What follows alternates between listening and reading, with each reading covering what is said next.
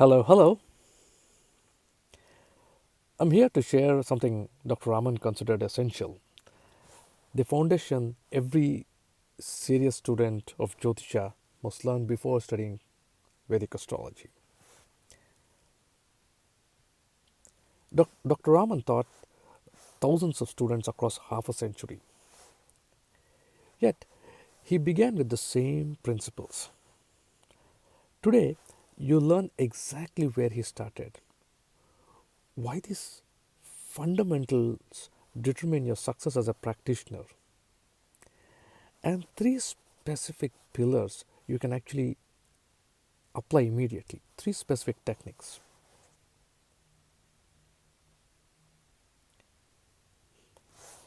Dr. Bangalore Venkataraman, B.V. Raman, lived from 1912 to 1998. He wasn't just another Vedic astrologer, he was the bridge between ancient wisdom and modern application. Dr. Raman inherited his classical Vedic astrology knowledge from his grandfather Jyotisha Martanda B. Suryanarayan Rao. But unlike others who merely repeated old texts, Dr. Raman tested every principle against real events. He documented what worked and discarded what didn't. And through his magazine, the astrological magazine, which is continued today, which is continued even today by his son Niranjan Babu, he has actually showcased all these methods. Scientists respected these methods. Students traveled across continents to learn from him. But here's what made Dr. Raman different. He demanded proof. Yes, every technique had to predict actual life events. No mystical language, no vague interpretations, clear predictions that could be verified. So here's your first takeaway. Never make a prediction you cannot verify. Dr. Raman kept very detailed records of every forecast. You should start doing this from day one of your practice. We'll, we'll go to the next section, which is the three pillars. Dr. Raman built his entire system on three pillars. Master these and you'll understand his approach completely. The first pillar is mathematical precision. Dr. Raman insisted on two critical calculations. First, the very understanding of the bhavas and their demarcation. Every bhava begins at exact 30-degree intervals. But what it means is if a planet sits exactly at 30 degrees, it's in Taurus and not at Aries. At 0 degrees, it's in Aries, not at Pisces. At 359.59 minutes, it's in Pisces, but exactly at 360 degrees, it enters Aries.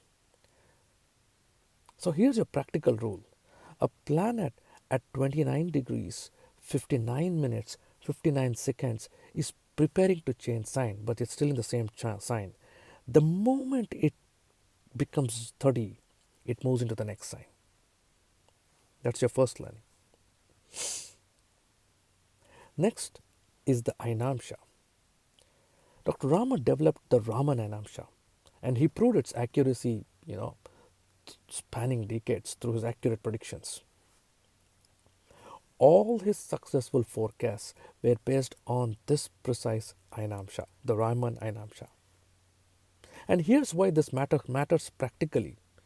For example, a planet at 7 degrees Gemini using Western tropical astrology might actually be at 13 degrees Taurus using Raman Ayanamsa.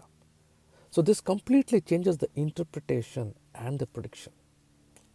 So Ayanamsa is very important, and Raman Ayanamsa is what made him very successful.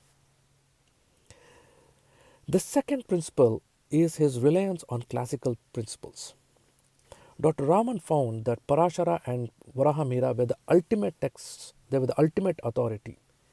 because these ancient rishis had perfected the system through centuries of observation.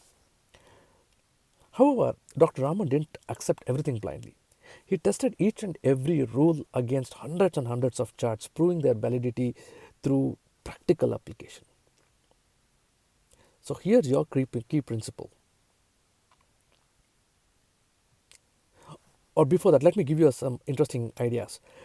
He said the sun in the 10th house grants government positions or authority roles, but only when the sun is in strong dignity, not debilitated, not afflicted, is when it happens. So Dr. Raman actually went ahead and documented dozens of such cases, politicians, civil servants, military officers, all who had strong 10th, strong sun in the 10th, and then used it.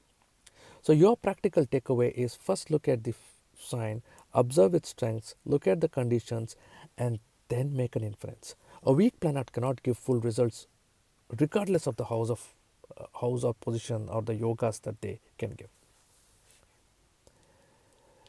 The third pillar that he thought was every technique had one purpose: actual insights into real life events.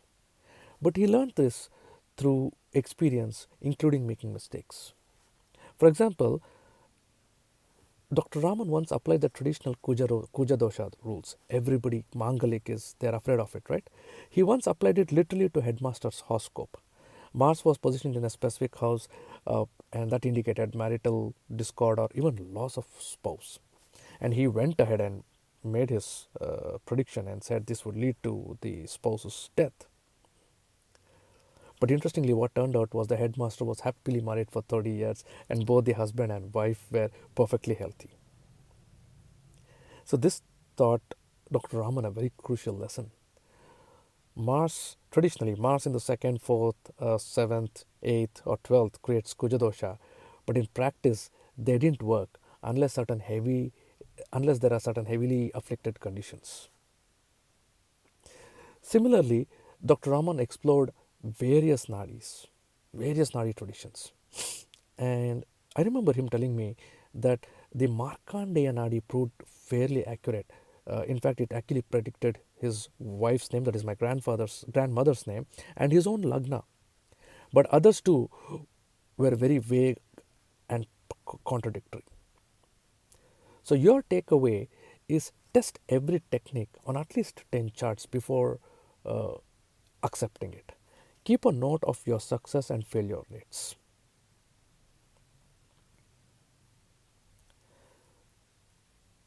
Now, how do you apply Dr. Raman's method in your own learning?